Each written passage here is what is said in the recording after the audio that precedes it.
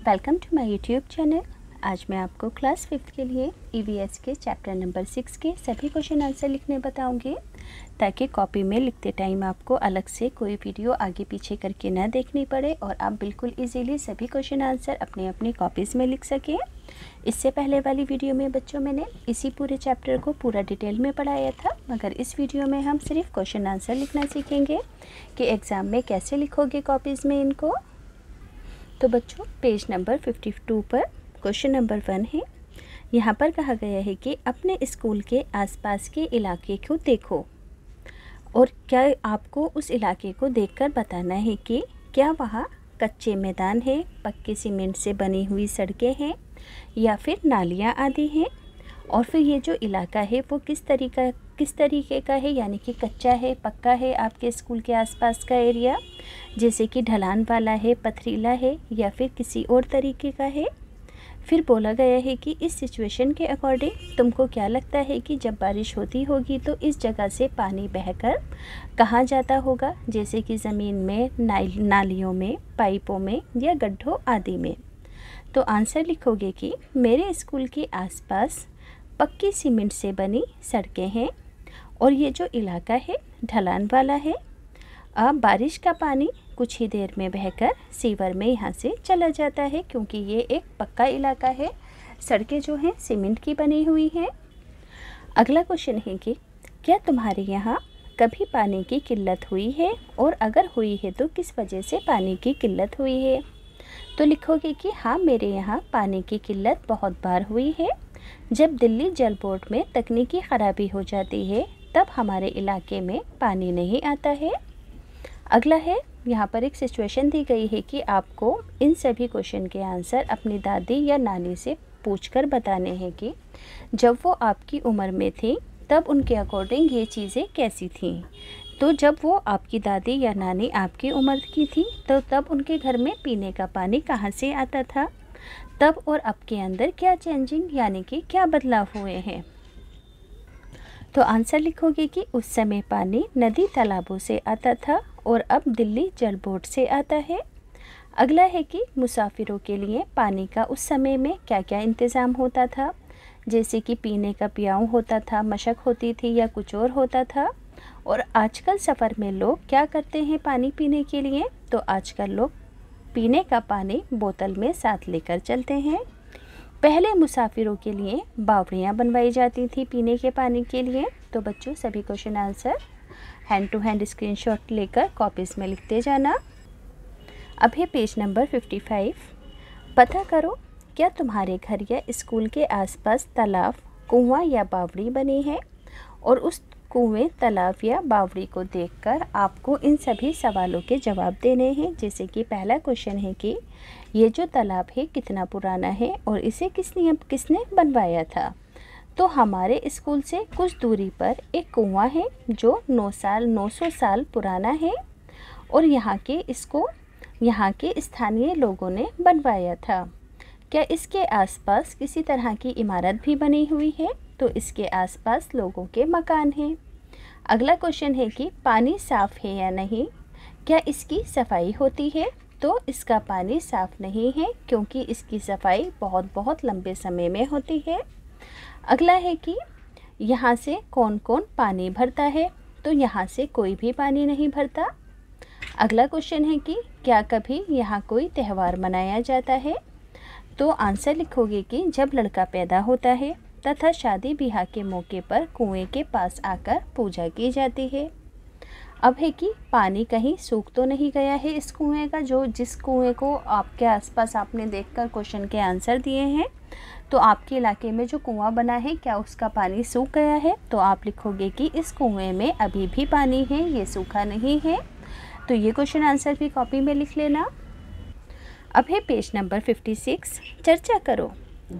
पुनीता के मोहल्ले के अंदर 2 पुराने कुएं हैं और उनकी दादी बताती हैं कि ये जो कुएं हैं इनमें आज से 15 से 20 साल पहले पानी हुआ करता था और अब ये सूख गए हैं। तो इनके सूखने की यहाँ पर वजह दी गई है, जैसे कि कई जगह मोटर लगाकर ज़मीन का पानी खींच लिया गया है, तो ज़मीन में पानी ना होने की वजह से कुएं का पानी भी सूख गया है।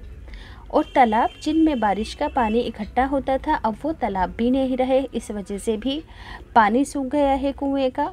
पेड़ों के आसपास और पार्क की ज़मीन को पक्का बना दिया गया है, जिस वजह से बारिश का पानी ज़मीन में नहीं पहुंच पाता है और कुओं का पानी सूख गया है।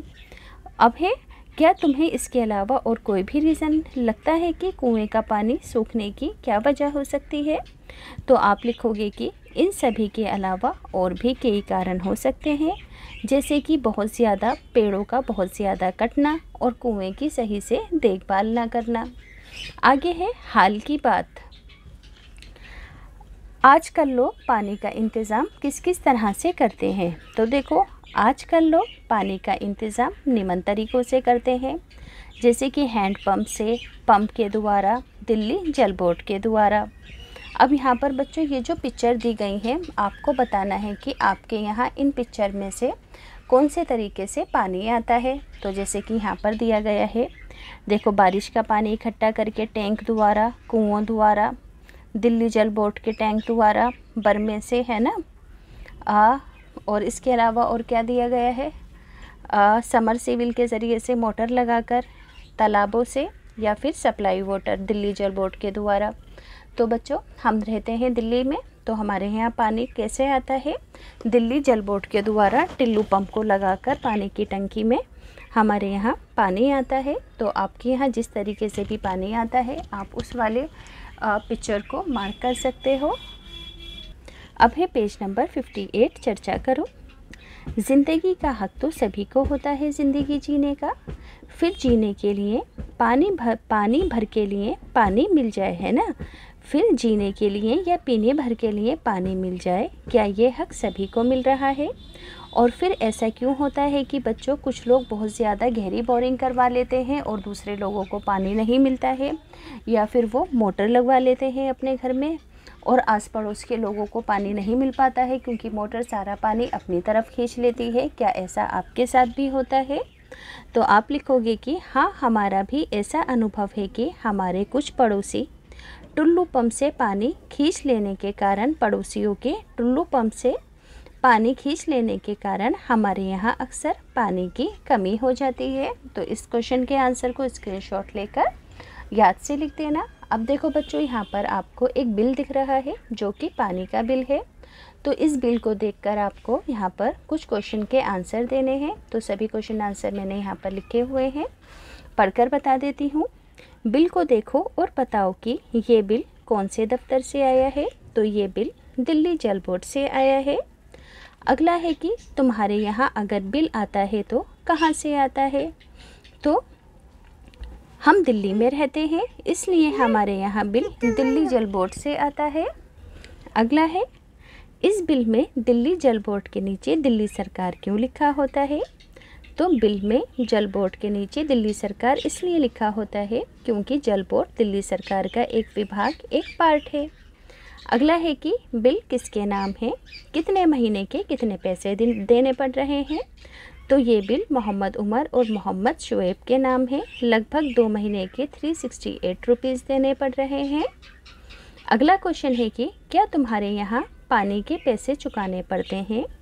क्या तुम्हारे यहाँ अलग अलग इलाकों में पानी का रेट अलग अलग है। तो लिखोगे कि हाँ, हमारे यहाँ भी पानी के पैसे चुकाने पड़ते हैं।